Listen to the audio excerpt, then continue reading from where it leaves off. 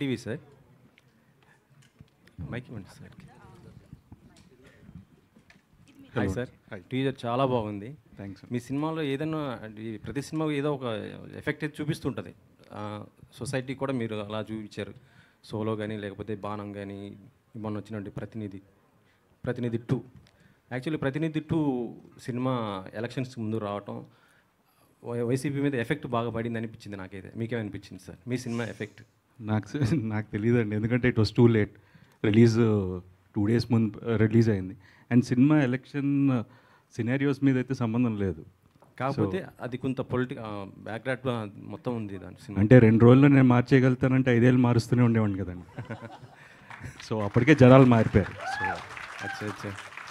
So ఈ అంటే ఇప్పుడు ఉన్నటువంటి స్టార్స్ ఏంటంటే వాళ్ళ సినిమాని ప్రమోట్ చేసుకోవడం కోసం, అంటే ఇప్పుడు చాలామంది ఇప్పుడు పవన్ కళ్యాణ్ సంబంధించి చూస్తుంటే వాళ్ళు పిఠాపురంలో ఈవెంట్ చేస్తున్న పరిస్థితి ఉంది.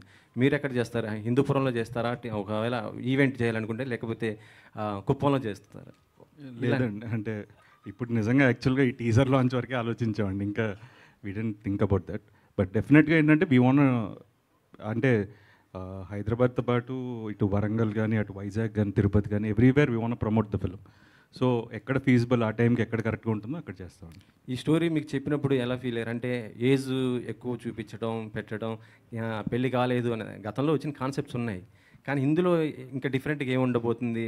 యాక్చువల్గా శ్రీదేవి గారిని పెట్టారు, అంటే ఆల్రెడీ ఆమె మ్యారీడ్, మళ్ళీ ఇప్పుడు సెకండ్ ఇన్నింగ్. మేము అసలు ఫస్ట్ చూసినప్పుడు శ్రీదేవి గారు అనుకోలేదు అలా ఆ ఫీచర్ అనుకున్నాం. తర్వాత వచ్చి యాంకర్ గారు చెప్పినప్పుడు అవును శ్రీదేవి గారు షాక్ అయ్యాం మేమైతే.